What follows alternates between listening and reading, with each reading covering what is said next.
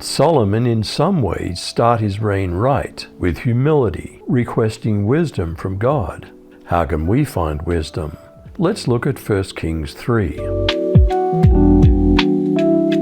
Did Solomon foolishly marry a princess from Egypt?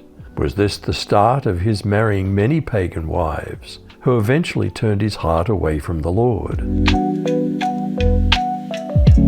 Then Solomon formed a marriage alliance with Pharaoh, king of Egypt, and took Pharaoh's daughter and brought her to the city of David, until he had completed building his own house, and the house of Yahweh, and the wall around Jerusalem.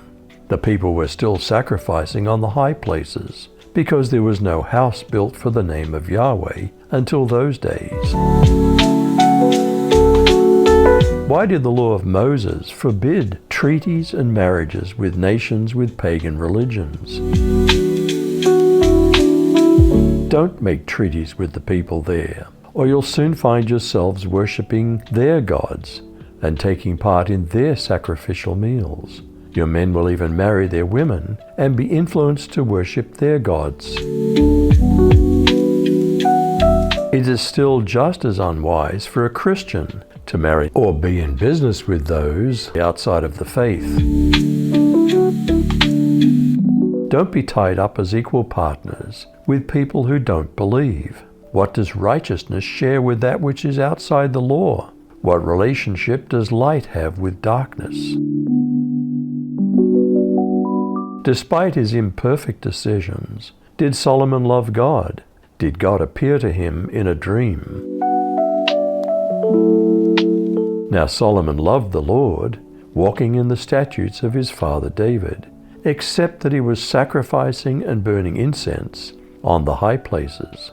And the king went to Gibeon to sacrifice there, because that was the great high place. Solomon offered 1,000 burnt offerings on that altar.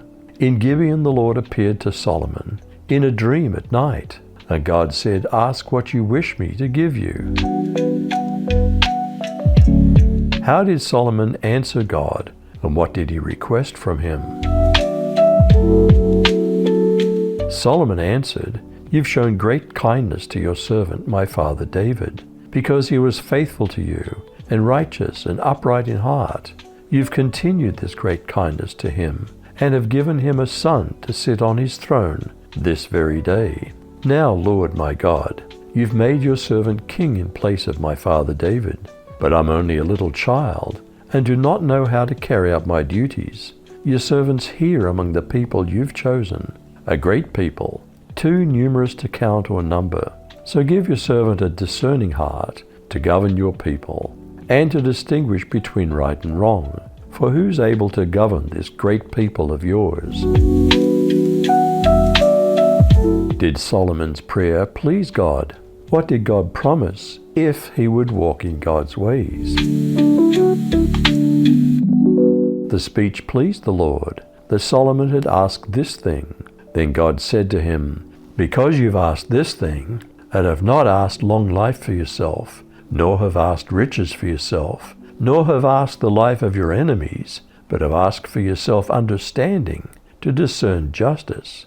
Behold, I've done according to your words. See, I've given you a wise and understanding heart, so that there's not been anyone like you before you, nor shall any like you arise after you. And I've also given you what you've not asked, both riches and honor, so that there shall not be anyone like you among the kings all your days. So if you walk in my ways, to keep my statutes and my commandments, as your father David walked, then I'll lengthen your days."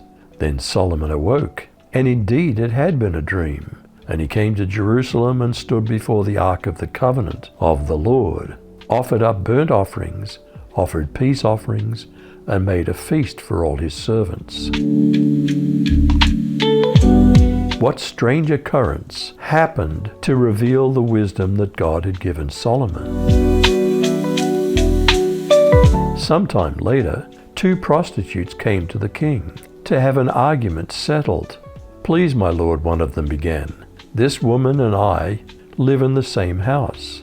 I gave birth to a baby while she was with me in the house. 3 days later, this woman also had a baby. We were alone. There were only 2 of us in the house, but her baby died during the night when she rolled over on it. Then she got up in the night and took my son from beside me while I was asleep. She laid her dead child in my arms and took mine to sleep beside her. And in the morning, when I tried to nurse my son, he was dead.